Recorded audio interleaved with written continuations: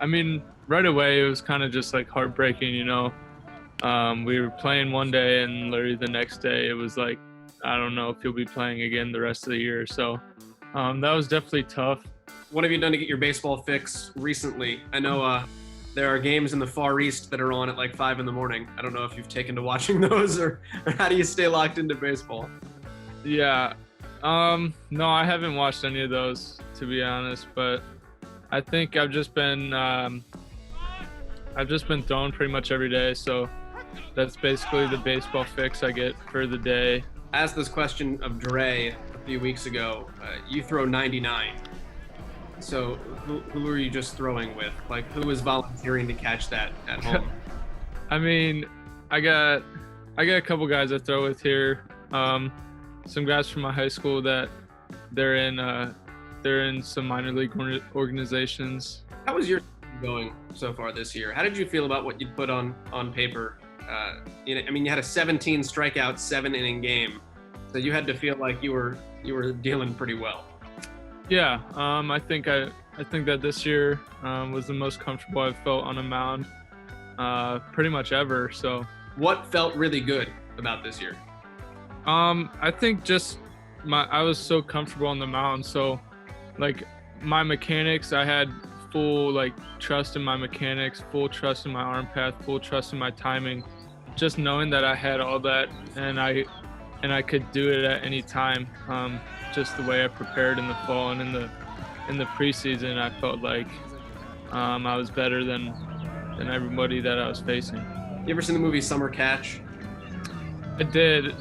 My high school summer coach sent that to me when I went out to play in the Cape. So he sent that to me in the mail for me to watch. So yeah, I watched it. So there's that scene when Freddie Prinze Jr. says to Jessica Biel, there's no feeling like being 60 feet 6 inches away, holding a baseball, knowing that another guy can't touch you. Did you get that kind of vibe at times this year? And how intoxicating is that feeling? He said it perfectly right. I did feel that in that last game I pitched against Sacred Heart. I mean, it's just, you really can't explain it. Like, you're just up there and you know that, you have full confidence that every pitch you're going to throw, like, they're not going to hit it. Doesn't matter, like, where you throw it, inside, outside, up, like, they're just not going to touch it. So, yeah, I can relate, I guess. The draft is something that's on the table. I know that's all up in the air in terms of how that, it's a much different look than it's been in years past. What is it like for you knowing that there are teams that may or may not be interested in going through that whole process with the unique circumstance that we're in? Yeah, it's definitely been different because you're looking forward to a draft that's 40 rounds long, and now there's a possibility of it only being 5 rounds.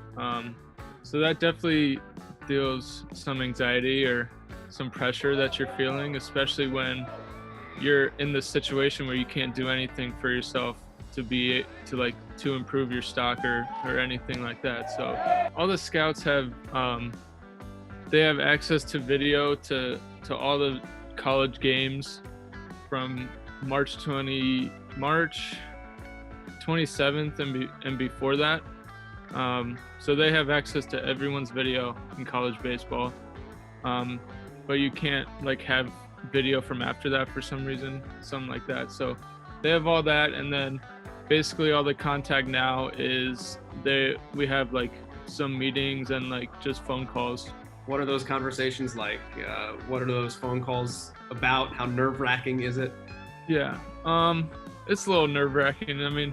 There's some that are, at this point, a lot of them are just checking up with me because they've talked to me in the past. But some of the other meetings I've had are they're pretty nerve-wracking. They ask you weird questions that you would rather have time to prepare for, but they put you right on the spot, so you kind of just go with the flow. What's the most nerve-wracking question you've gotten?